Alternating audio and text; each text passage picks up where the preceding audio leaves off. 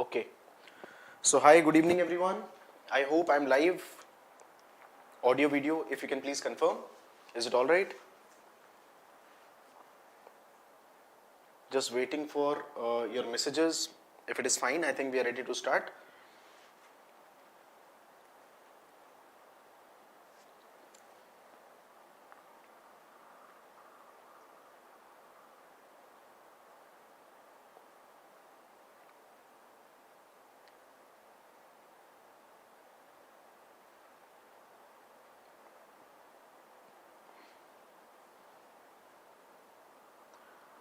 Uh,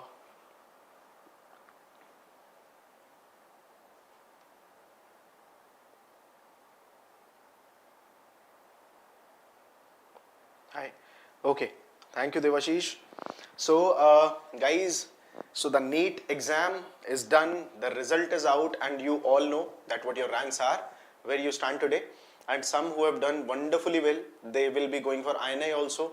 Some people who had their plan for INI only are already on the track, and those who have not been able to perform so well as expected in the NEET, there is no need to get disheartened. The INI is just around the corner. Okay.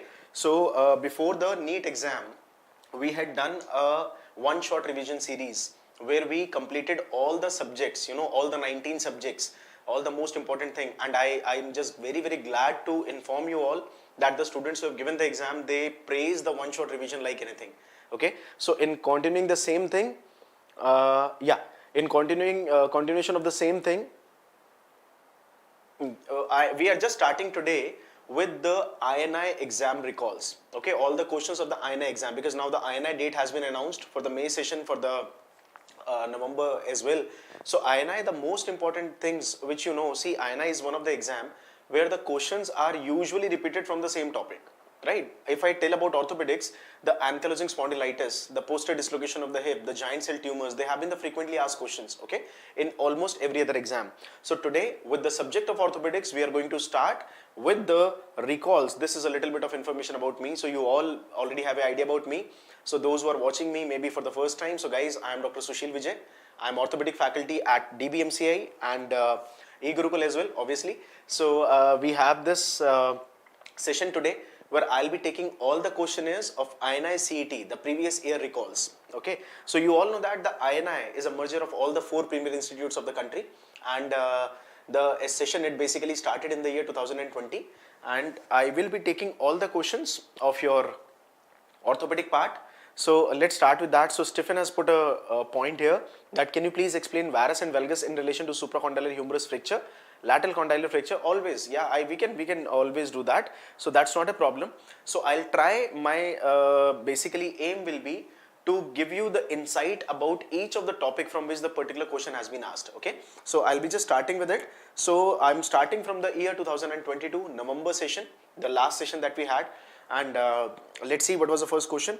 So this file has been prepared based on the memory inputs given by the students who have given the exam. Okay, so if there are some little bit ups and downs, you can very well convey to me, but as per my understanding, most of these are the topics which are frequently asked in any of the exam, whether it is NEET or INI.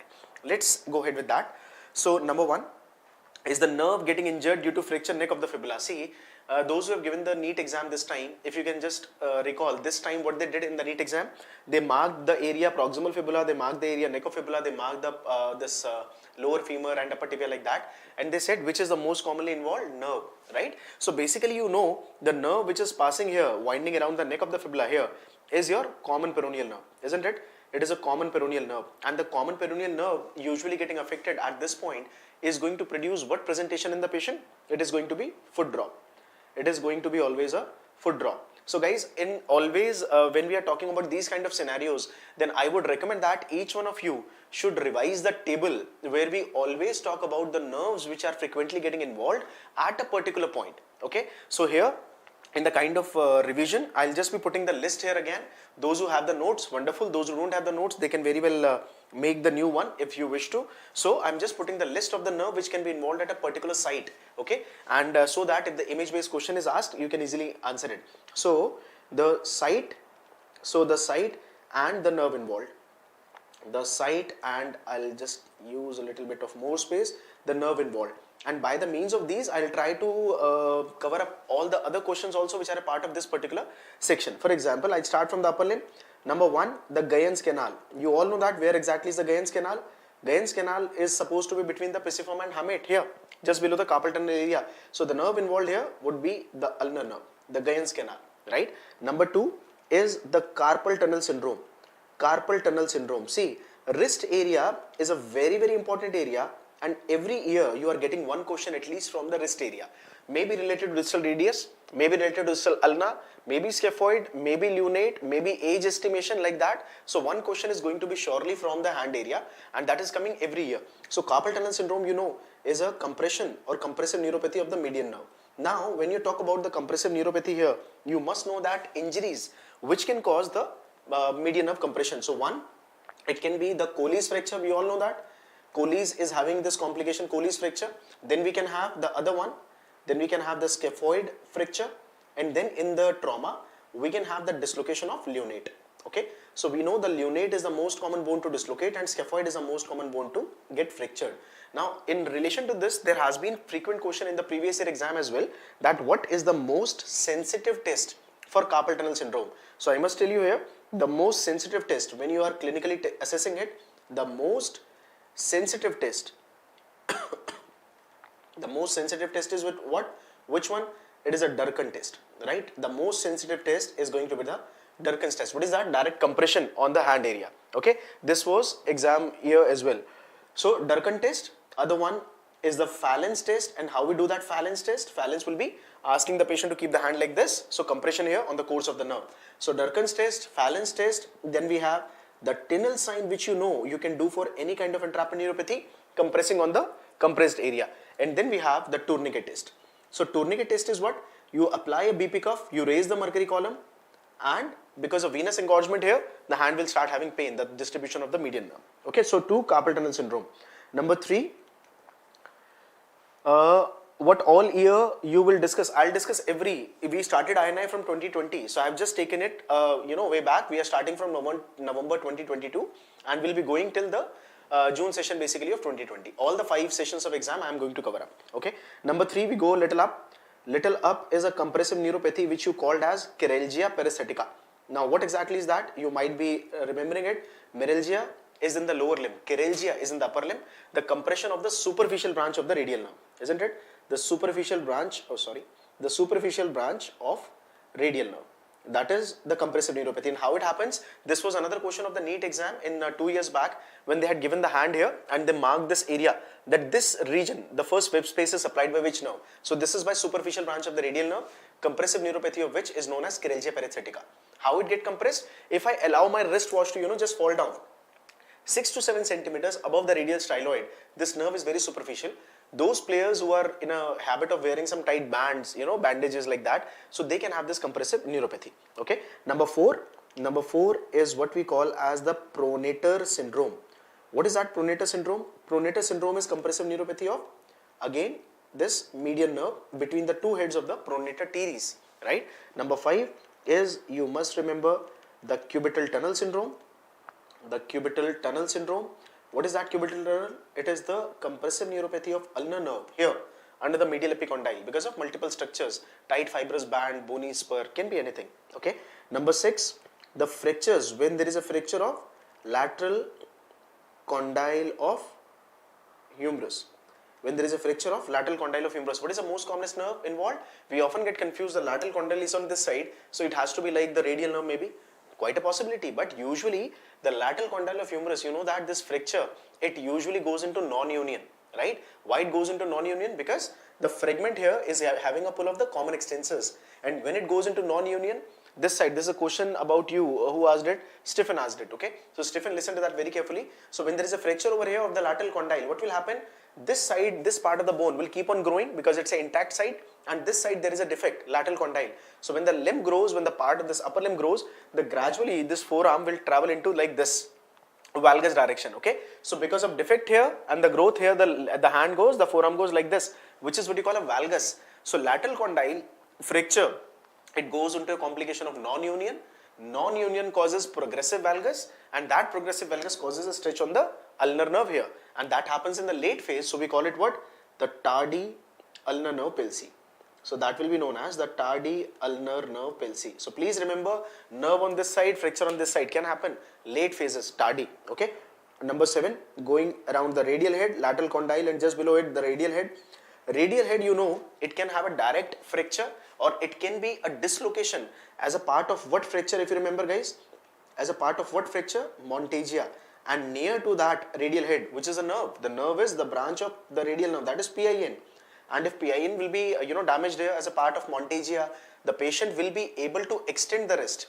ECRL is alright, but finger will have a droop. Okay, ECRL is alright, finger will have a droop. So finger drop. Okay, that is radial head. Number 8, fracture shaft of humerus. We know the nerve involved will be radial. So if the shaft of humerus is involved, you know that the fracture will be causing a wrist drop, a finger drop, and the sensory loss. Everything will be happening here. Okay. Number 9, we know the fracture proximal humerus. Proximal humerus, which is the nerve? You know that it is an axillary nerve. Okay. Axillary nerve will have both the presentations, motor as well as the sensory component. Motor to the deltoid and teres minor. Sensory, the regimental batch area on this area. Okay. So that will be there. So yeah. So axillary nerve, this has been a previous year question in past. This has been a question in past. This one, Durkan, was a INI question itself. Okay. So number 10. Next one, we move on to the status of this thoracic outlet syndrome, TOS. Thoracic outlet syndrome here, the clavicle, isn't it? The thoracic outlet syndrome, you all know, can be of two types, can be vasculogenic, or can be neurogenic. Vasculogenic and neurogenic. Okay. The vasculogenic is the vessel getting compressed is subclavian vessel. Vessel getting compressed is subclavian vessel, and neurogenic is when it is the lower trunk. When it is the lower trunk of brachial plexus. You all know that C8 and T1 making the lower trunk. So there was a question in the previous year exam as well, that when the subclavian vessel is getting compressed, what is a clinical test which is done? The clinical test which is done. So mnemonic for that clinical test would be WAR. You can remember it like a WAR. WAR is what? The right test. Okay. The right test. A is for Addison test.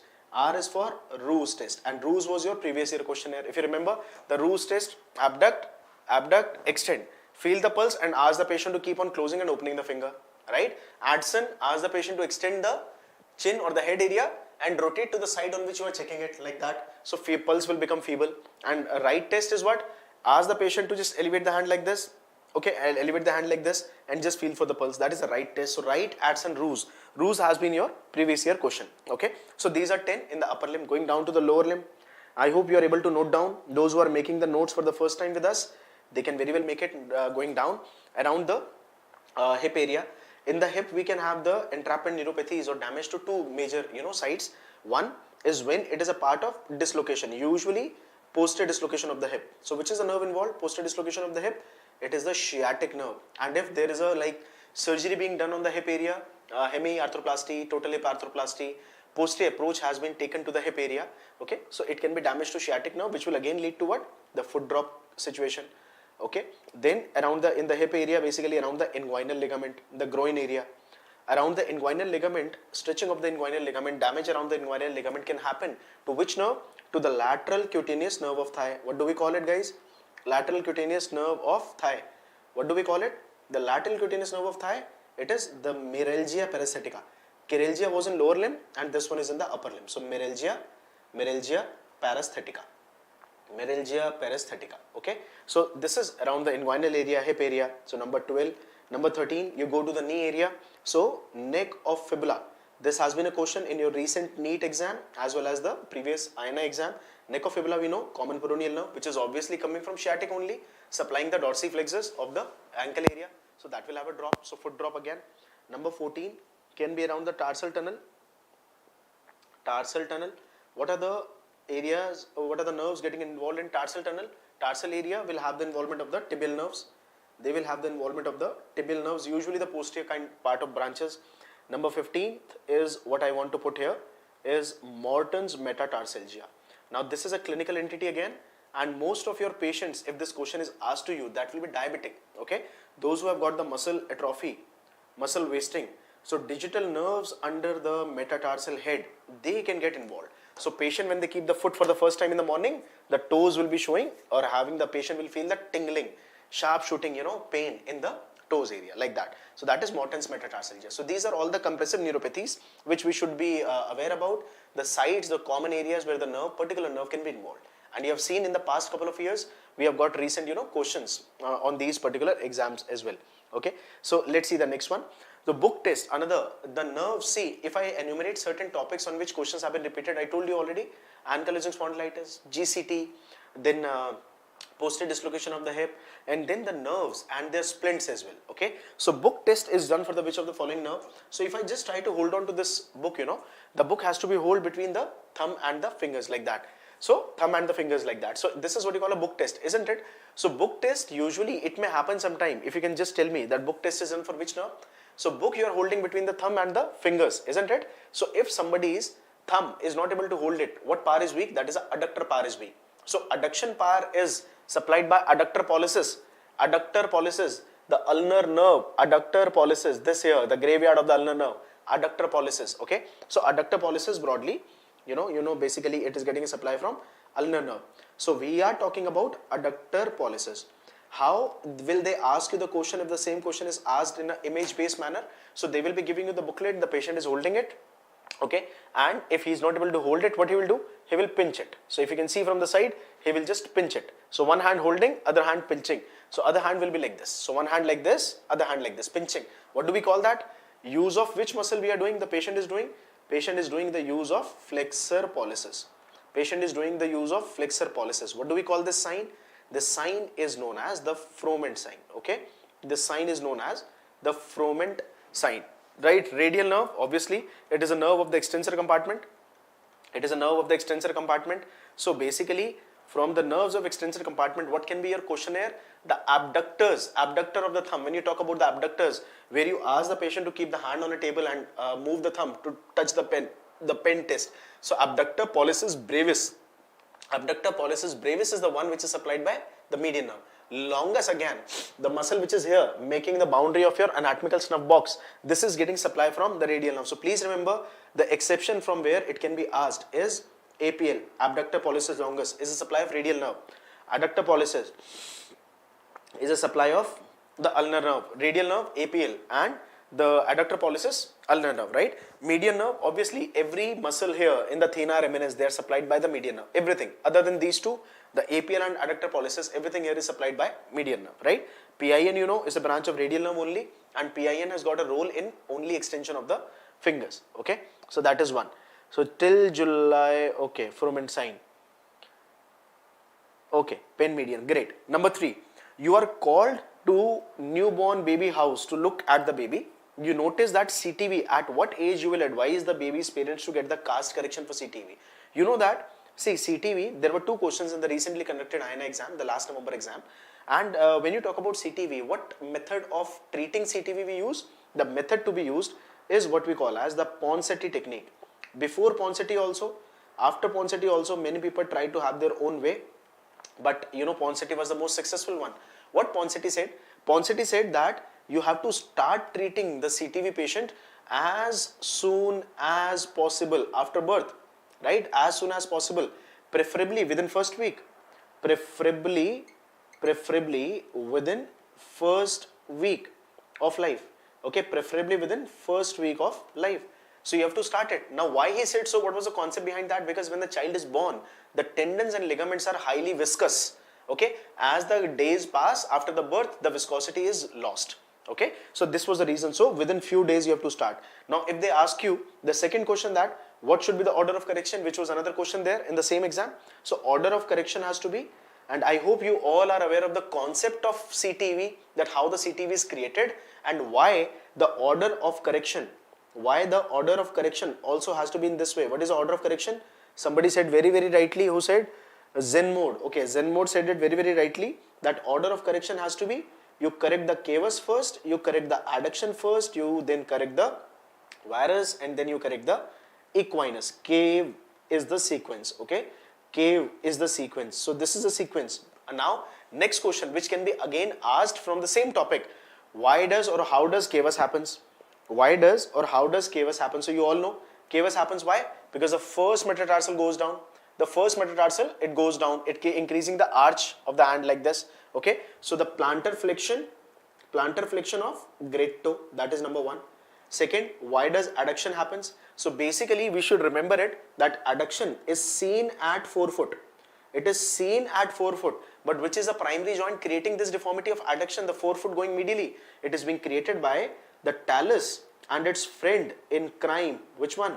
The talus and navicular, isn't it? Varus. Why this varus is created in CTV? Varus is created by the calcaneum bone itself. Why so? Because when the talus is deviating medially, it will pull all the other bones also to go medially. So calcaneum also goes medially. How do we define the varus of any limb or any joint? Varus is defined as the part of the limb distal to the joint goes medially. Part of the limb distal to the joint goes medially. That means if basically, the calcaneum is going medially, that means the part of the limb distal to the joint. What joint? Tibia and talus. The tibia here and the talus. What is the next bone? The calcaneum. So calcaneum going medially, obviously it means that the whole foot is going medially, isn't it? The whole foot is going medially. So calcaneum creates the varus deformity, and equinus obviously will be treated by in what way the equinus will be treated? Basically the equinus is created by the angle which is increasing between the tibia and the talus, right? So tibia and the talus. What is that joint known as? The tibiotalar joint. That is an ankle joint. Okay, so this is the ankle joint that creates equinus. So equinus is created at tibiotalar joint, varus by calcaneum, forefoot using the talus navicular to create the adduction, and plantar flexion of great toe creating the cavus. Now when all the four deformities combine, how the foot goes into what position? Normal foot, CTV foot. So under surface of the foot can be seen on the medial side. What do we call this position? This is what you call as inversion. When the under surface of the foot can be seen on the medial side. When the under surface of the foot can be seen on the medial side, it is known as what? Inversion. So inversion is created. This movement of the foot is created where? You know by your knowledge of ankle anatomy that ankle's capsule, the capsule of ankle joint is very, very strong. Okay, and it does not allow any movement at all other than this two movement up and down. Why? Because the ankle joint capsule is deficient at anterior, inferior and posterior superior. So we are able to do it up and down. This inversion doesn't happen at ankle. This is again one of the PGME question that they have asked in past, can be asked again. So inversion basically occurs.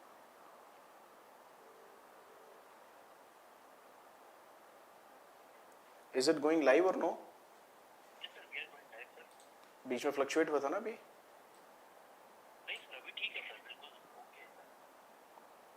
I don't know. Students are messaging कि stuck है. एक बार check करो please.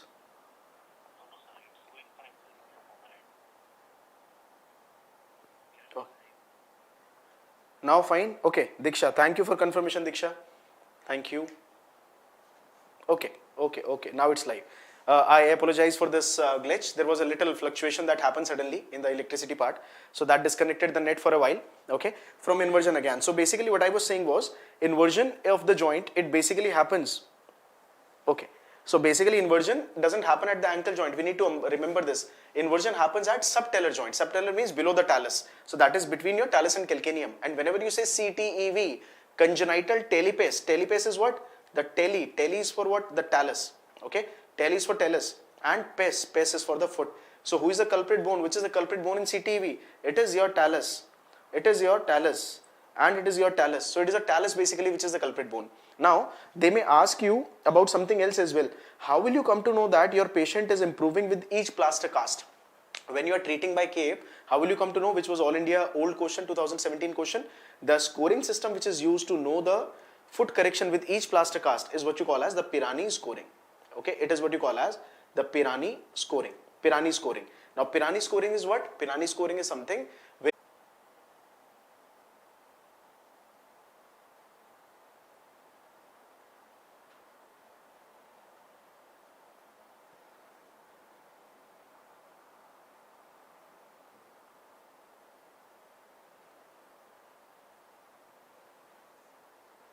okay. I'm not sure, maybe a bad internet night today. Okay, so little fluctuations. I'm not very sure. Stuck at Pirani scoring. So I told you Pirani scoring. I told you about the Pirani scoring. I'll just repeat it again. So little fluctuations. I am not sure why it is happening now. So okay, so Pirani scoring is the way by which you calculate the scoring system, that how much correction has been achieved in the foot area. Rocker bottom is the complication that you see in the foot if you don't follow the CAPE sequence. If you follow cave, the foot should be corrected. If you don't follow cave, rocker bottom is a usual problem that can happen. Now, this is another repeat question. This was another repeat question. What is the Sutherland classification of axon injury with the endoneurium intact? So when you know Sutherland is classified into 6 broader, types. So Sutherland, when you say Sutherland classification type 1, you know that the Sutherland type 1 is only neuropraxia. It is only neuropraxia. Okay. Number 2 is, and neuropraxia you all know is what? The physiological conduction block. You are sitting with your legs crossed, one leg over the other leg. So physiological conduction block. Okay. It is the physiological conduction block, right? Like the Saturday night palsy. It has to recover in all the patients, right? Second one is what you call as exontemesis, right? Exontemesis. And what is the boundary of that exontemesis? You know that. So exontemesis along maybe with endoneurium. What is type 3? Type 3 is type 1 plus type 2. So basically axon is the functional unit of your nerve and it is a power of regeneration. What is the pace at which the axon regenerates? The pace at which the axon regenerates, we all know, is 1 mm per day, isn't it? The pace at which it regenerates is 1 mm per day, right? So exontemesis and this type 3, where part of the nerve is having neuropraxia, part is having exontemesis, you must also remember one very, very important point from here, that these two only, they have the power of auto regeneration. Auto regeneration can only be seen in these two grades. It is positive auto regeneration, or you can say other term to be used is Tinel's progression. The progression in Tinel sign is only seen in type 2 and type 3. Okay. Now the question is, what is the Sutherland classification of axon injury with endoneurium intact? If the endoneurium is intact, it is going to be type 2 only, right? It is going to be type 2 only. If they say endoneurium is also gone, endo is also gone, it is going to be type 3. When they say type 4, what is the injury for type 4? The type 4 injury is the type 1, 2, basically the type 3 plus the perineural injury. Okay, type 3 plus the perineural injury, and type 5 is what you call as the neurotomesis. So complete transaction of the nerve trunk. Neurotomesis, the complete transaction of the nerve trunk. Okay, so type 1 is not even an injury, right? They are saying that axon has to be injured, which is not getting injured here in any of the type 1. Type 1 is just a physiological conduction block. It is a commonest example. Those who are having the confusion, like Diksha says. So if you are having the confusion about type 1, you should be very, very clear about this, that in type 1, when you are sitting with your legs crossed, sometimes when you sit on the chair, one leg over the other leg, the upper leg sometimes becomes numb. Isn't it? That happens, no? Sometimes the legs becomes absolutely numb. That is what you call neuropraxia. But that's not an injury. So they are asking you about the injury to the axon. So injury to axon is happening in type 2 and with the nerve sheet intact. Nerve sheet, the boundary around the axon is getting only damage in type 3. I hope it is clear to you as well, Diksha. It should be correct. So it is type 2. Okay. Type 6 has also been described, which is a combo of any one of them, type 1 to type 5. Positive Trendelenburg. Okay. So auto-regulation. No, it is not auto-regulation. It is auto-regeneration. There is no injury. Nothing has to regenerate. There is no axonal injury here. It is just a compressive effect. Okay. So regeneration means when something has to recover. So that is why we are saying type 2 and type 3. Positive Trendelenburg sign. Now another important question which has been repeated quite a number of times in the past is Trendelenburg test. Okay. You ask the patient, listen to that carefully. You ask the patient to stand on right side, lift the other pelvis, and this left pelvis falls down. That means the problem is on which side? Left or right? It is on the right side, because when you are keeping your foot on the ground on the right side, you are lifting your pelvis of left side. And who is supporting the left side elevated pelvis? The right side. Okay. So when it is a positive for right side, that means the lesion you are trying to test for the right side. The lesion has to be on the right side. And you know that Trendelenburg test is done for abductor mechanism of the hip. Okay, it is done for abductor mechanism of the hip. So abductor mechanism is your gluteus, medius is your gluteus minimus, and these are supplied by which nerves? The superior gluteal nerve, isn't it? The superior gluteal nerve. So superior gluteal nerve has to be affected, isn't it? The superior gluteal nerve has to be affected. So please mind this thing, the superior gluteal nerve will be affected. So either it is a muscle or the nerve, right? These emergency, another question which was there in the recent year exam, emergency requirement in open fracture. If a patient you receive in emergency, what is the most important thing? Is it the external splintage? Is it the antibiotic? Is it the internal fixation, or is it the urine output measurement? So see, all the time whenever there is a patient who has come to you with some multiple injuries, polytrauma, the management has to be A, B, C, D, E. But here they are not talking about ABCD management. They are only talking about open fracture. They have given you a scenario. It's an open fracture. What is the emergency requirement over there? The emergency requirement on this scenario will always be antibiotics. Is it so? Is it so? How will the antibiotic help? Be. So basically open fracture. What is the problem with open fracture? One risk is that it will have bleeding. This bleeding will be communicating with the external environment, right? The bleeding which is going to external environment, which is going to cause infection, right? Which you are trying to treat by antibiotic. But point is which antibiotic, right? So our first focus is here, bleeding. Our first focus is bony mobilization, because when the bone is injured and it is getting mobile, the marrow blood will be circulated, and that can even land up the patient into fat embolism syndrome. And that is why we say the splintage is the most important part of any injury. Even if it is an open injury, it is a closed injury, it doesn't really matter. In the emergency for any fracture, the first management has to be don't allow the excessive mobilization. Block the mobility of the bone, the fracture end, okay? The external splintage. External splintage. Internal splintage obviously is not required. Urine output depends on the kind of injury. Okay, so external splintage is the most important thing for any injury, any bone getting fractured. Right? Please remember this. Now, when you're talking about the open fracture, I must tell you this thing as well.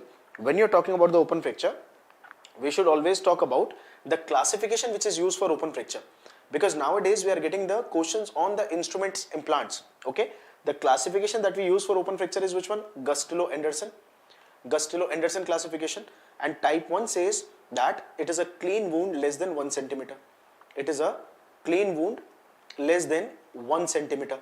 Type 2 injury, we say the wound size is more than 1 centimeter. Wound is more than 1 centimeter without extensive soft tissue damage. Without extensive soft tissue damage. Okay, it will be without extensive soft tissue damage. And what is type 3? Type 3 is simply extensive soft tissue damage. Type 3 is simply extensive soft tissue damage, which has been further. Periosteum is breached. Periosteum is breached. Okay, periosteum, obviously if the bone is coming out of the skin, overlying periosteum has to be damaged. That is an obvious thing, isn't it? And type 3C, I'm writing here, it is any associated vascular injury that needs a surgical repair. Any associated vascular injury that needs a surgical repair. That needs a surgical repair. Okay, any associated vascular injury that needs a surgical repair, right? So this is basically Gustello-Anderson. Now, what I wanted to discuss with you at this, obviously the revision part of this exam, see all the instrument and implants, the file is already with you in your Telegram groups.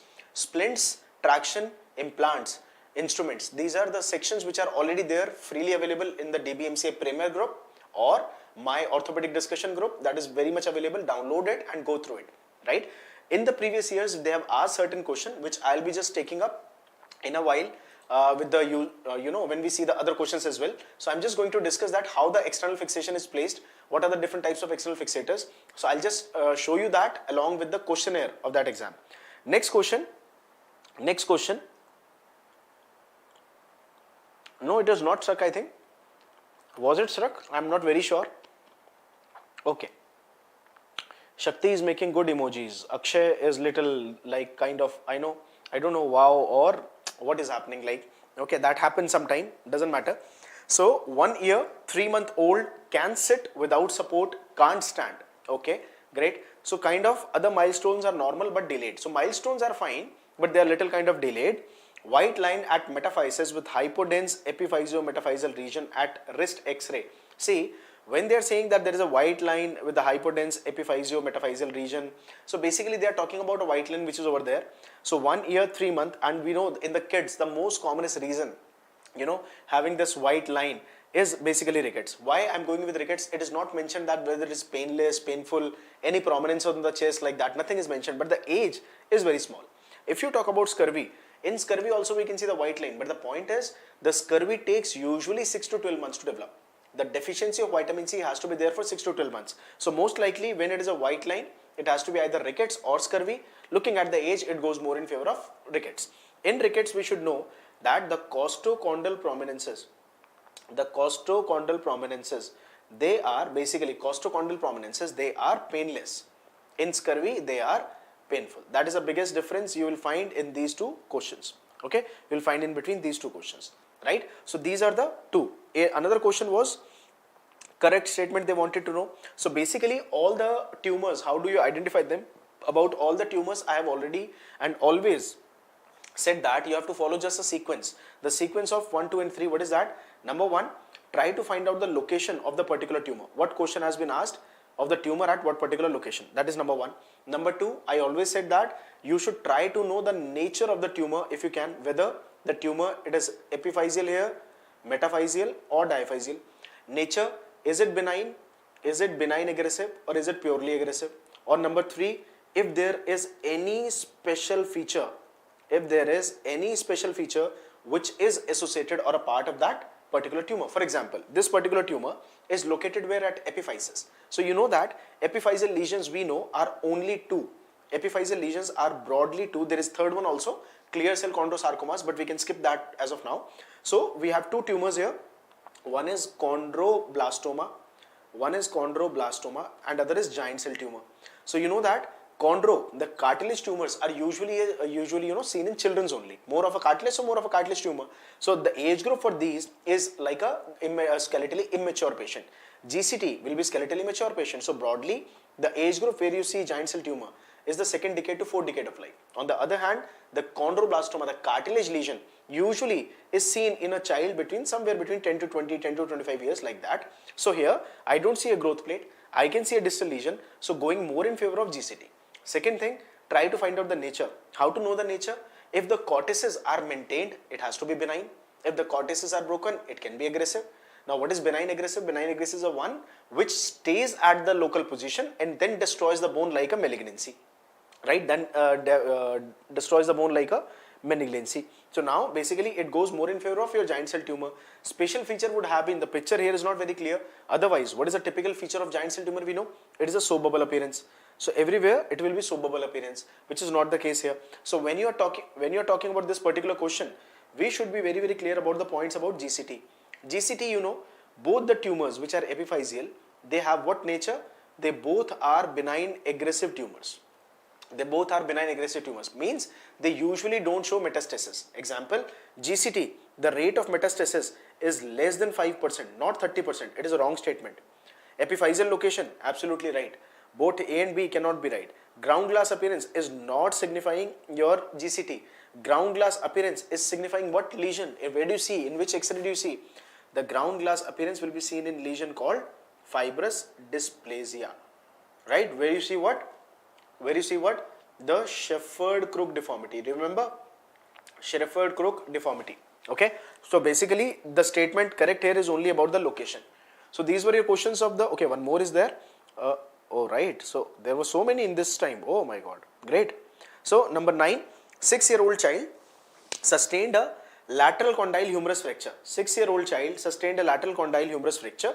The fracture united, but gradually he developed a deformity. Okay. All of the following sign you can expect to find in the patient except. Now they say that there was a lateral condyle, which we have already discussed, that the lateral condyle usually shows what problem? Non-union. And even when it is a non-union, most commonest, you know, the nerve which is to be involved is the ulnar nerve, which is in late phase, tardial ulnar palsy. So if it is, let's suppose, if I take it as an ulnar nerve, which might get damaged in the late phase, ape thumb deformity, pointing index sign, these two are signifying which nerve injury? These two are signifying your median nerve injury, which is not a possibility with the lateral condyle, because the nerve lies here in the middle part of the elbow area. Wrist drop, you know, it has to be injury to the radial nerve, which is not there around the lateral condyle, because around the lateral condyle, the nerve is already divided into 2 parts, the upper superficial branch and the one behind the interosseous membrane, the posterior interosseous membrane. Okay, so it has to be the loss of the intrinsic activities or the intrinsic muscles action here, the loss of adduction and abduction of the fingers, which is a function of your interossei, and which are supplied by which nerve? The ulnar nerve. So you need to be, guys, little vigilant about these kind of clinical vignettes. They may tell you that the patient is having this kind of issue, this kind of problem, and we need to be little alert with this, that okay, lateral condyles or radial nerve, so wrist drop. No, radial nerve injury occurs around the shaft, around the lower end of the humerus. In the front of lateral condyle, the radial nerve already divides into 2 branches. One, the posterior interosseous and the superficial branch. So be little alert when you are answering these kind of questionnaires. Okay. Next one, 65 years, postmenopausal female has come to you with a history of persistent lower back pain. 65, old lady, back pain, not responding, so chronic case, okay, not responding to conservative management. She feels the pain started 4 months back, so a chronic case, not acute case, when she lifted a heavy bag and now has significantly increased. So some kind of jerk basically happened when she lifted the weight. Pain worsens around 100 meters, so I'm considering this line says the pain worsens when she is walking for around 100 meters. She however feels better on walking uphill. So basically when you go like that, you know, you're putting less of the pressure on the back area. See, I'll tell you one interesting fact. When you are sitting on the chair at 90, like this, so it is putting maximum weight on your lower lumbar vertebra. When you sit in a posture of 100 degrees or maybe 110 degrees, that is actually the best posture which will relieve the lower back from your pressure effects of the weight, right? She wishes to know the most likely possibility. Looking at this picture, what do you see? The picture which has been given over here, you can see that this particular vertebra is ahead of the other vertebrae. What do we call it? The listhesis, the spondylolisthesis, which can have multiple causes. Can be a defected pars intra-articularis. So when there is a defected pars intra-articularis, we also call it what? Spondylolysis. So spondylolysis, please remember, it is showing you what? The B-headed, the dog, Scottish dog appearance, B-headed dog appearance, okay? Or the collar around the neck, we call it. And this listhesis is going to show you what? The best view would be lateral view. Please remember, the best view for listhesis has to be lateral only. The best view for listhesis has to be what? The oblique, because oblique view shows you the dog, right? So lateral view or the oblique view. These have to be remembered. And please remember one very, very important and interesting thing about the listhesis, that in the late phase, when the two vertebral bodies, they are at a almost same level, they are almost at the same level, then what do we see? I'll show you one this picture as well of if both the, you know, spondylolysis has got no relation with walking uphill. Spondylolysis is something different. When you walk uphill, basically, you know, you have to walk uphill. So either you go back or you will, you know, be bending forward. So you are not putting a direct pressure onto the vertebra. That is what they are trying to say. Okay. So listhesis is already there, and just walking in this posture or maybe bent posture is relieving the pain. Okay. So in regard to listhesis, if you see the listhesis in late phase, see, look at this picture, the sacrum here and the vertebra. Levels of both of them are the same level. When you will take a AP view, what will happen here? What will happen? They will overlap, right? They will overlap. Look at this, the L5. Look at this, this hat sign. So this is what you call inverted Napoleon hat sign. Okay, this is what you call the inverted Napoleon hat sign. So in AP view, what do we see? It is known as the inverted Napoleon hat sign. Please remember these fancy terminologies. The inverted Napoleon hat sign. Okay, inverted Napoleon hat sign. Yeah, perfect. Pooja has answered very, very correctly. So inverted Napoleon hat sign. Okay. Next one. Patient has come with Clum Case palsy. Involvement of upper trunk would lead to what? So you know that the upper trunk is made by what? C8 and T1 roots, making the lower trunk. Okay. So lower trunk will lead to what? C8, T1 supplies what? Intrinsic muscles of the hand, and they have to produce what? The claw hand. And please mind that when the Clum Case happens, it is a complete claw hand. Okay, when the ulnar or the median happens, it has to be a partial only. Ulnar nerve injury causes only partial claw hand. So that has to be D claw hand, a simple question. Patient presented in OPD with CTV, that's a repeat. We have already discussed that. What is the appropriate time for manipulation? After the child starts walking, after a few weeks, after 1 month. So basically it has to be as early as possible, as soon as possible. So what is the best option? I don't think any of the after few weeks or 1 month. So whatever is the earliest option, we have to mark that. Okay, what has to be the earliest option? It is not like when the child starts walking, as soon as possible. Okay. Correct sequence for the correction of CTV. It has to be cave. No, we discussed CAVE, cave. So it has to be option D. I have discussed that in detail already a couple of minutes back. So it has to be cave. Okay. Then going back to the May exam. In May exam, what they said, most common pattern of involvement of port spine. What is the most common pattern of involvement of port spine? So port spine basically, the most commonest involvement is when the intervening disc is getting involved with the upper part of lower vertebra and lower part of upper vertebra. What is that known as? The posterior. Who is saying posterior? It has to be paradiscal. It has to be paradiscal, okay? It has to be paradiscal because all these three areas, the lower part of upper vertebra, upper part of lower vertebra and the intervening disc, they all are supplied by the same vessel. So this is what you call paradiscal, right? This is the most commonest pattern of involvement. The least commonest is posterior. Posterior means here. So in posterior, the facet joint are the least commonest to get involved, followed by the spinous process. Okay, you must remember. Central is when it affects the body of vertebra from central area. Anterior when it affects the vertebra through the anterior longitudinal ligament like that. Okay, so paradiscal is the most commonest. Right, next one. 70 years old male came with pain over right hip and moved with limping of the leg and reduced joint space. X-ray shown. This is due to, so basically you can see the necrosis, there is a decrease and there is a destructive, destruction that is happening in the head of the femur area. So this is basically, it is kind of, you can say, destruction which may be basically leading to avian. This destruction, see, avian, whenever it will happen, it will cause small fragmentations, right? So disc space, please understand this. Whenever the avian happens with disintegration of the head of the femur here. There is no logic or concept basically related to the head and the joint space getting reduced as such unless the patient keeps on working on that, right? So when they are saying that patient is coming with pain over the hip and move with limping of the leg and reduced joint space. So reduction in the joint space is usually a feature of infective pathologies, right? It is a feature of infective pathologies. TB hip. When you are talking about the TB hip, I must clarify here again that when you talk about the TB hip, most common focus of tuberculosis is here, that is in the acetabulum. Second commonest focus of tuberculosis is in the head of femur. So when the patient is walking, they will be surely destroying this joint for 100%. They will be destroying this joint. So most common focus of tuberculosis is acetabulum. Please remember, it is acetabulum. On the other hand, if you talk about the septic arthritis basically is common in the age group of 2 to 5 years, right? Septic arthritis of hip, it is very common in the age of 2 to 5 years. Children's. And the most common focus of septic arthritis is actually the head of femur. Epiphysis, basically, I must say, the epiphysis of femur. That is a difference. So septic arthritis and tuberculosis. Okay, I hope this point is clear.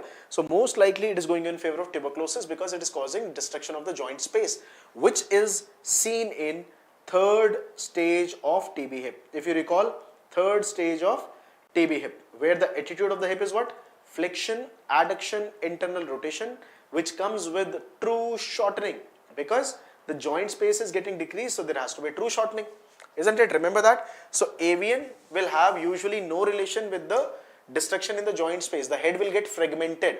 Here the joint space is getting lost, most likely going in favor of infective pathology, which is destroying the joint areas. Okay, I hope the point is clear to everybody. This one, mark the correct option. Okay, nerve injury is more common in anterior dislocation of the hip. Is it so? Not exactly, I don't think so, because it is more common in posterior dislocation. Which nerve is there? We have enumerated that list already. It is the sciatic nerve. It is the sciatic nerve. Vascular injury more common in anterior hip dislocation. Vascular injury, absolutely right, because you have the femoral vessels in front.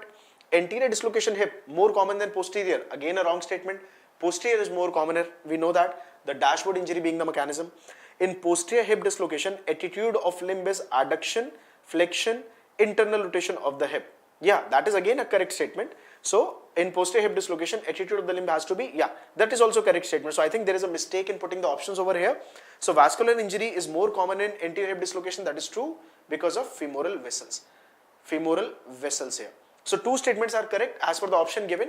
So I'll go with both. I'll not exclude any one of them. So please remember, the attitude of the hip is a very, very important clue to what diagnosis are we talking about. So correct options are here as per the options given to me. The B and D both are correct. Yes, absolutely you are right. Kavya is absolutely right. So most probable diagnosis for a lesion at tibial diaphysis with the reactions visible on surface of bone will be, what do you suggest? Again, the same thing I told you, tumor, the location. Number one is the location. Second is the nature, third is a kind of special feature if you can see. So tibial diaphysis, so we are talking about diaphyseal lesion with reactions. Reaction, who will give the benign lesion or a malignant lesion? Obviously the benign lesion, okay, visible on the surface. So what are the malignant lesion that you know at diaphyseal area? Any answer we can give? Osteosarcoma? Not exactly, it has to be Ewing sarcoma. Diaphyseal, because osteosarcoma is your metaphyseal lesion. The growth is seen on metaphyseal area. In Ewing sarcoma, the growth can be seen at diaphyseal area. Okay, so that simple 3-step, the location, the nature, and the special feature, we solve all the problem for you. Right. Next one, the marked structure in index finger is supplied by. Okay, so index finger is shown here, and the marked structure is FDP. So FDP here in index, FDP here in little is supplied by which one? AIN. AIN, yes, it is the AIN which also supplies your flexor pollicis longus. PIN will be supplying only the extensors of the fingers, not the flexors. Median nerve, obviously the branch given by median nerve is AIN, which is supplying everything on the hand area, ulnar side, the lateral side. Ulnar nerve has to supply on the medial aspect of the hand, the medial 1.5. Okay, that is the supply. So if FDP is marked over here in your exam of the index finger, it has to be by the anteriointroitius nerve, right? That has to be by anteriointroitius nerve. Correct about the management of frostbite. Immediate amputation, not exactly. We never do immediate amputation. Cold compression, horrible. No, very bad. Rewarming, yes. And please remember that rewarming is not to be done instantly. The instant rewarming is always a bad idea, right?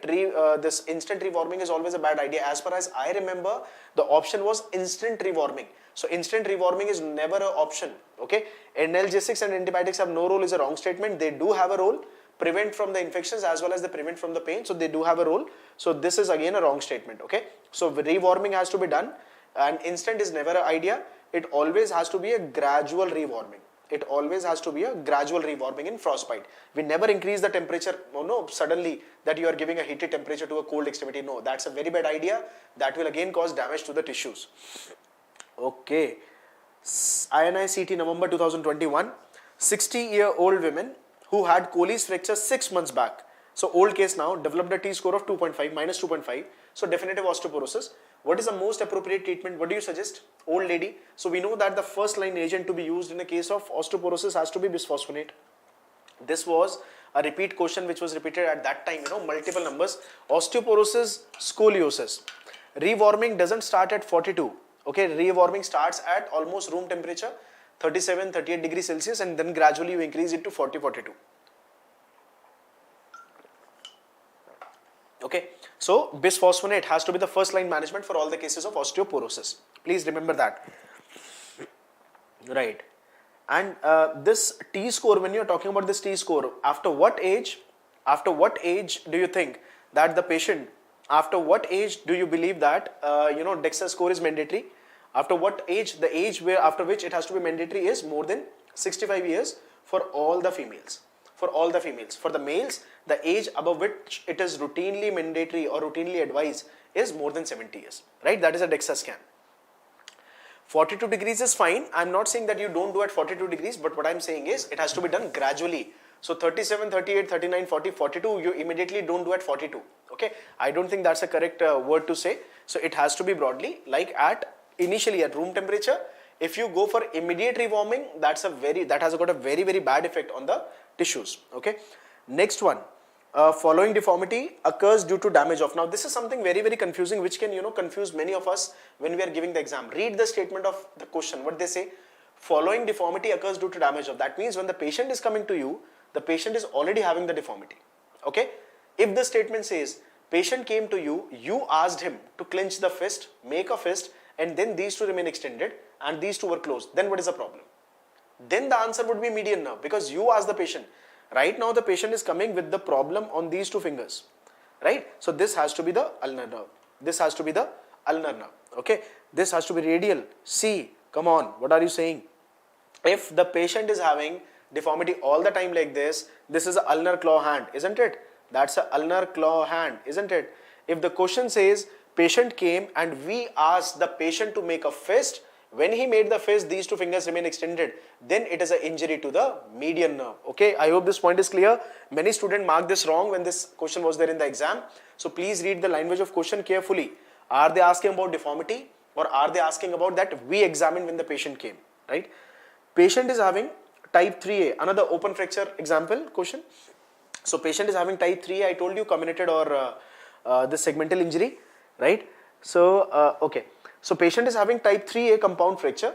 Give the correct order of stability. Now, this one was a new thing. Okay, external fixation I was talking to you about. So stability of fixation for these external fixator, that can be used in this patient. Orthopaedics clinical moderate kind of question was there. So uniplanar fixator with single rod. Which one of them do you think is a maximally stable? I hope everybody has an idea about the rod and clamps. What are the different kind of fixators we have, guys? The rods and clamps, most commonly available, most readily available in any of the orthopedic OT.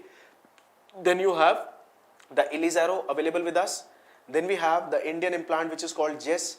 Then we have the LRS limb reconstruction system, which was again a question in your INI exam 2020, I believe. Okay, so Elizaro will be having this maximum stability. I hope you all have the idea. As I said earlier, please download the file of instrument implants from that group, Telegram group, and all the eGurukul subscribers, all those who have the eGurukul access. In the eGurukul app, when you go to the orthopedic section, I've taken another 40-45 minute session where I've explained all the instrumentation properly. Okay, so just go through that very carefully. Which of the following is likely to have a collagen maturation defect? Collagen maturation defect. See, this was a question in your recent NEET exam also, if you see, right? Collagen maturation defect. Collagen, the protein, it is a problem of scurvy, isn't it? The scurvy. Rickets is a problem of minerals. This is a problem of the collagen, right? So this was a very simple question. Match the following bone tumors with the treatment part. So osteoid osteoma, you know, is a benign tumor. Osteosarcoma is a malignant tumor. GCT is a benign malignant tumor or benign aggressive. Simple egg bone cyst is a benign tumor, right? For osteoid osteoma, what you do? As it is benign, I don't want to open it. I want to treat it without opening it. So what we do? We simply treat it by radiofrequency ablation or maybe NSAIDs. That will do the job. Okay, osteosarcoma. What we do in osteosarcoma? Obviously, it is a malignant tumor, so I have to go for the tumor to be removed completely. So, wide excision is a better option. GCT. GCT, what you are going to do? GCT, we can go for extended curettage because we know it is a benign aggressive lesion. Until the boundary of GCT is maintained, I can still go for a curettage and I can go for a bone grafting, bone cementing, whatever is your preferred choice. Bone cyst, when you aspirate, they have got liquid into it. That is a clear serous fluid into it. And for the clear serous fluid, what we do? The intralesional steroids are to be put, right? Intralesional steroids are to be put. So these steroids can be placed, or maybe the sclerosants, better than the steroids, is always a sclerosant which will try to dissolve the cavity, right? So what A, B, C, D basically is a correct one. So A1, B2, C1, the option A is the best fitting one. I think you all will be able to answer it very correctly if the question is repeated again with some other tumors as well. A, everybody is right. Okay, great. Patient presented with femoral shaft fracture. Another interesting one, another good one. Patient presented with femoral shaft fracture. You were asked to apply skeletal traction. Which of the following will you need? Bowler bronze splint, bowler stirrup, Steinman pin, Thomas splint, Denham pin, K-wire. So femoral shaft, please mind it. First of all, you should remember that what all apparatuses can be used to put a skeletal traction. What all can we use? We have 3 pins which can be used to put the skeletal traction. They are K-wire, they are Steinman pin, and they are Denham pin. So K-wire, Steinman pin, or the Denham pin, right? So Steinman and Denham's, obviously they will be used. K-wire is only for the small bones. K-wire is only for the small bones. So if let's suppose this is lower femur, what we'll do? We'll pass the Steinman pin, which is somewhat like this, through the bone. We'll pass the Steinman pin through the bone. It is like this, and then what we do? We just put this pin in which apparatus? We put it in bowler stirrup, right? How does a bowler stirrup look like? Looks like bowler stirrup will have the rings basically like this. It will have the rings and it will be like this. So you have passed it, bowler stirrup is over the pin now, and over this area you will be putting the traction. Now this traction can be easily put directly over the bed, or you can use the bowler bronze splint to put the traction. Can be very well used. It's not a problem, right? Also, the Thomas splint, also when you are using the Thomas splint, you know, it will not be allowing you to put a traction via femur onto the Thomas splint, right? It will not be allowing you, as simple as that. Foot, if you bind the foot, that will be applying you. So Thomas splint will not be, or you can exclude it very well easily. So bowler bronze splint, bowler stirrup, Steinman pin, Denham pin, these all can be easily used. You know, Thomas will have little difficulty. So we have option 1, 2, 3 and 5. Option 1, 2, 3 and 5. 5 is not mentioned. So you can use Denham's also, Denham's pin. So options I would not say all are right. So what all can be used? 1, 2, 3, 5. They can be easily put. I believe that you all know how the Denham's looks like, how the Steinman look like.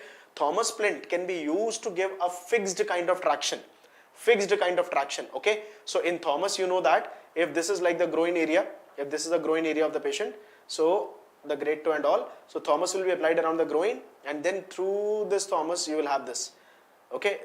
You can apply the skin traction and you can bind it here basically, so that will be kind of fixed traction. So Thomas will give some trouble, you can try to use it, but broadly these are the 4 appliances which can be used to put the skeletal traction.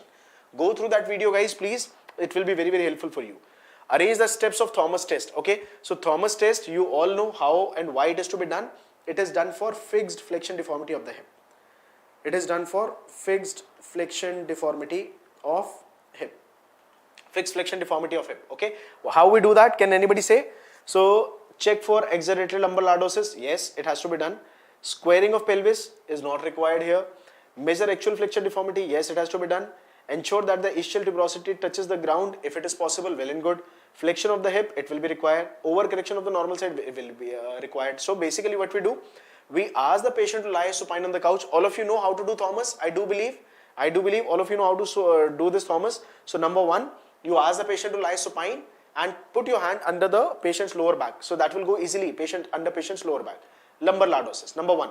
After that, what you do, you just go for the overcorrection of the normal side.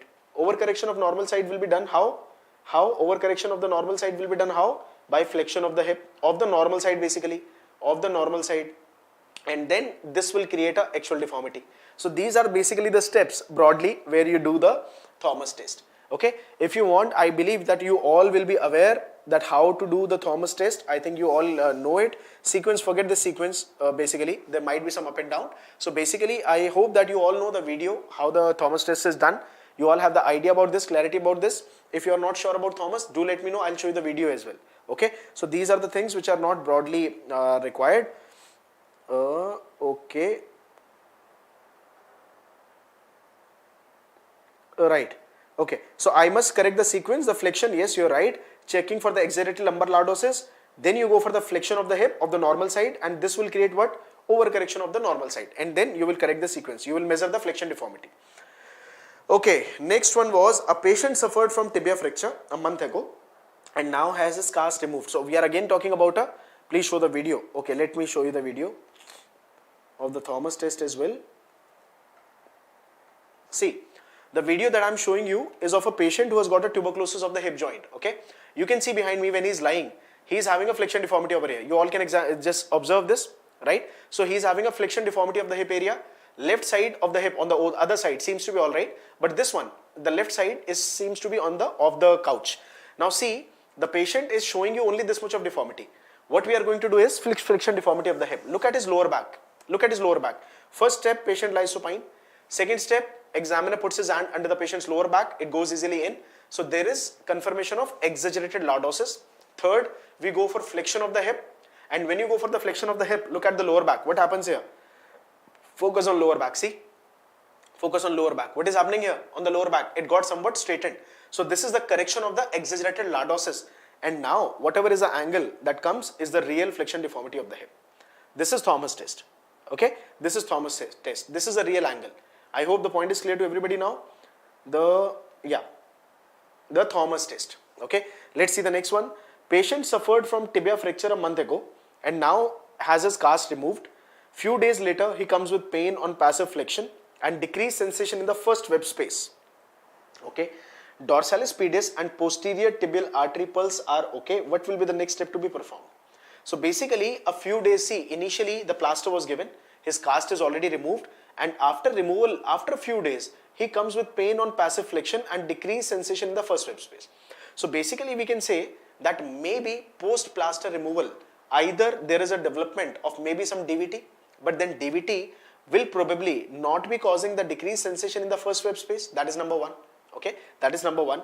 So second point, see, point in favor was that passive flexion will also cause pain there also, in DVT also. Right, but decreased sensation in the first web space. That is the important thing.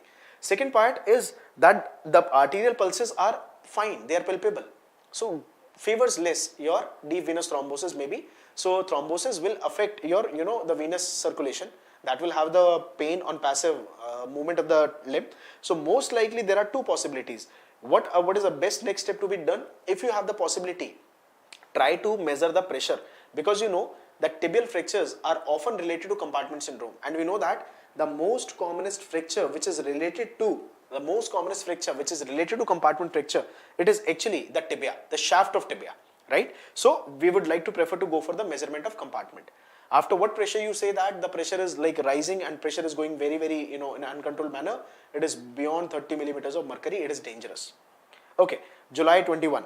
Which of the following is seen in osteoporosis? I told you osteoporosis were repeated number of times in NEAT plus INI. Normal calcium, normal ALP? Absolutely yes, because blood parameters have to be normal. Okay, you are very clear with this. Match the following named fracture with their sites. So eponyms of the fracture. It was again very important. So boxer fracture, what exactly is that? Boxers, you know, it is a fifth metacarpal neck. It is a fifth metacarpal neck. Jones, you know, it is a fifth metatarsal base. Attachment of your peroneal tendon. Attachment of your peroneal tendon. Bennett, you know, it is a first metacarpal base, which is partial intra-articular, and this intra-articular fracture can be easily displaced by abductor pollicis longus tendon. March fracture usually is seen in the second metatarsal area, and the investigation of choice for this has to be MRI initially. Okay, so what suits here better?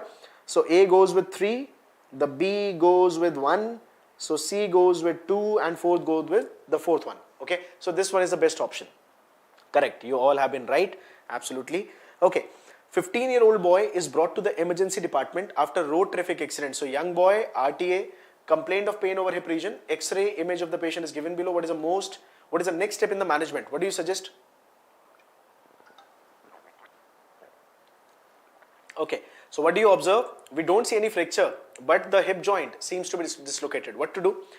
Open reduction, not required. CT pelvis 3D reconstruction, not required. CT pelvis. Skeletal traction can be done if you want, but there are easier things to do. So close reduction and assessment of hip stability. So it has to be a reduction of the hip. So any joint dislocated is an emergency, and we have to go for reduction as soon as possible. Okay, we have to go for reduction as soon as possible. Elderly women comes to the hospital as she slipped and fell at home and injured her hand. Colles fracture is diagnosed. POP is applied. What is the correct sequence of reduction of the fracture? So what do you think? What is the correct sequence? You know that in Colles we see 6 different types of displacement. What are those? L, I, D, S. Lateral displacement, lateral tilt. Okay. I, you know, is impaction. D is dorsal displacement and dorsal tilt. S is supination. So we have to give the plaster correcting all these deformities. So first step has to be traction. Why? Traction will improve your impaction. Palmar flexion, ulnar deviation POP, correcting your lateral displacement and the dorsal displacement. And this traction obviously will be given in pronation. Why? To counter this supination.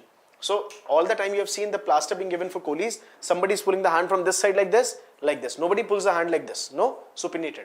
They always pull the hand like this, pronated. Okay, lids, perfect. So it has to be C only. Which of the following are true regarding open fractures? Compartment syndrome does not happen in open fractures. Okay, which of the following are true? Is it true? Compartment fracture does not happen in open fracture. Can it happen? Usually not associated with any other injuries. Absolutely wrong.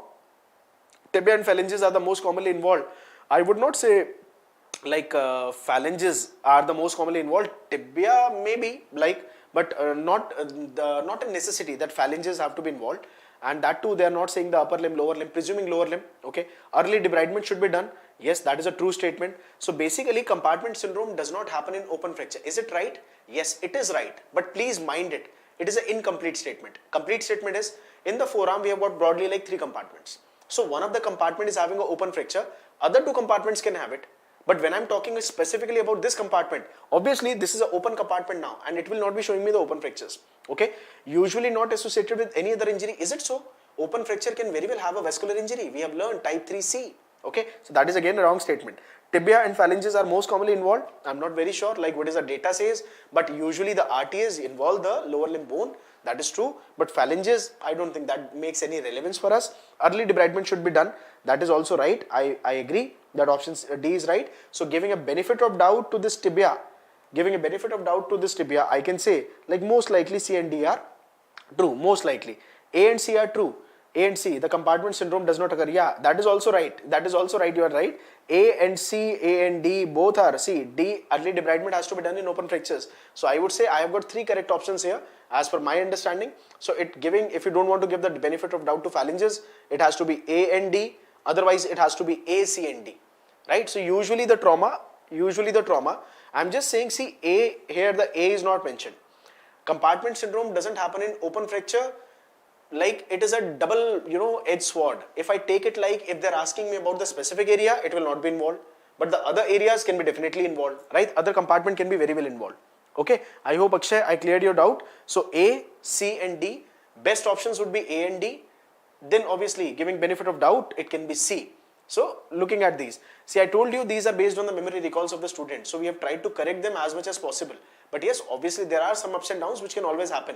Okay, so you should be very, very clear about the concepts which I am sharing with you here.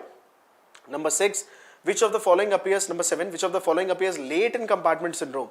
So you know that this paralysis and pulselessness, see, both are late signs. Which of the following appears late? So pulselessness is always a late sign, right? This is a late sign and paralysis ideally should be the last sign. So late sign pulselessness, pulse we say that it's not a reliable indicator. Pulse is not a reliable indicator for compartment syndrome. We always say this thing. Okay. So as per my understanding of the exam and the questions, paralysis or pulselessness should not be given together in the exam. Paralysis simply means the death, right? That has happened. Okay. So paralysis obviously will have to happen in the last phase of anything, isn't it? Pulselessness will be always a late feature and it is never a reliable feature. Please remember that. Okay, so pulselessness will be the best option to go for it.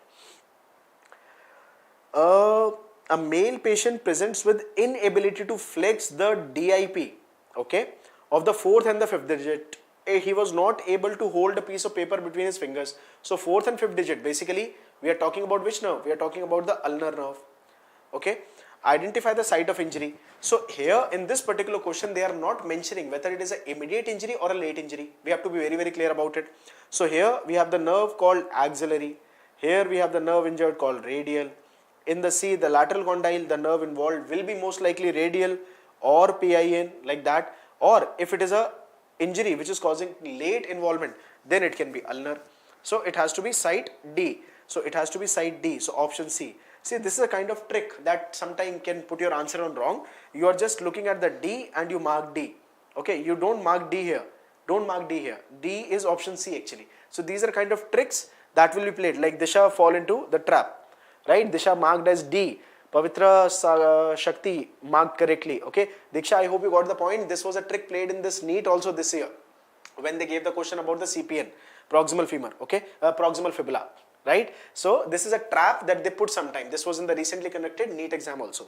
Okay, November 2020. Which of the following braces is shown in the picture? You know that it is going to be your which one?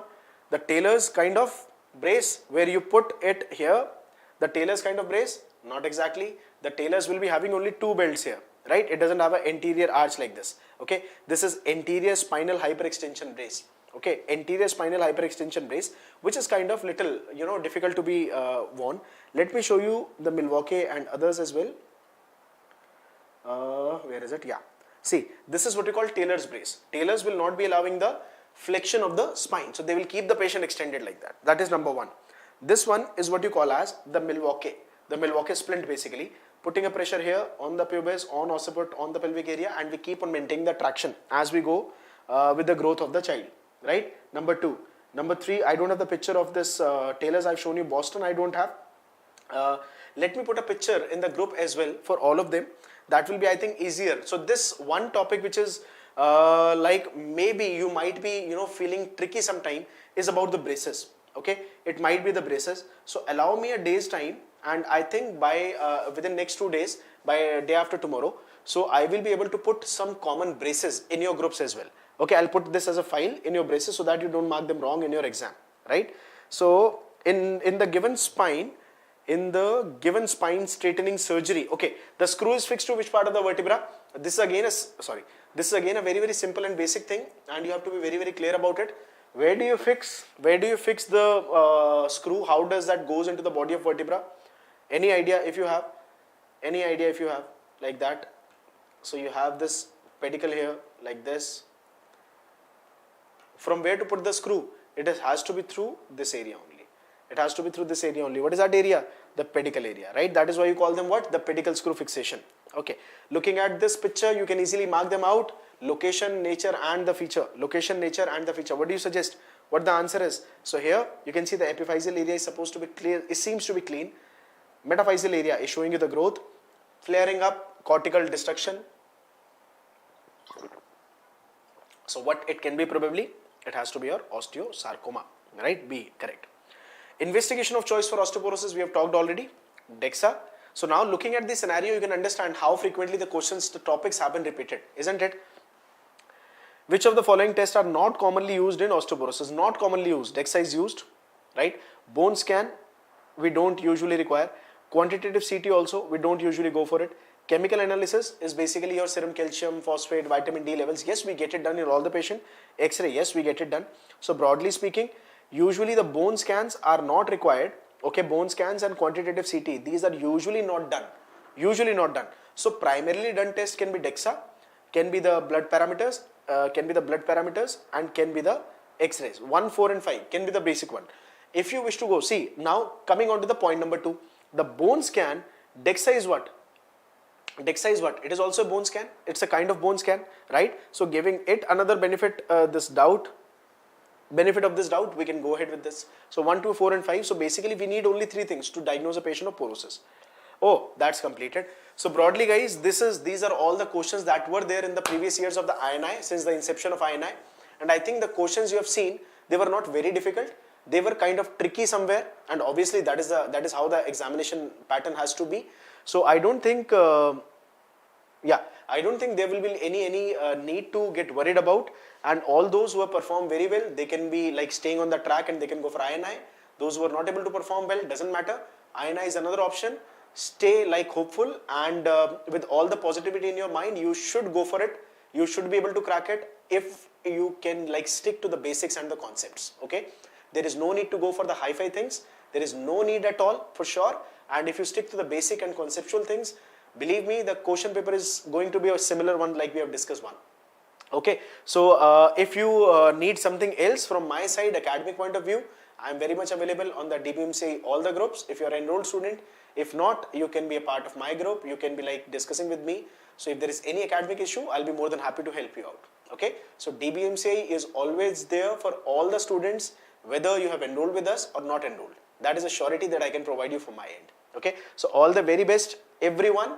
Stay hopeful, stay positive, stay on the track. And yes, if you are adamant for your success, do achieve it, and you are going to achieve it. Right? So all the very best to all of you. Thank you so much.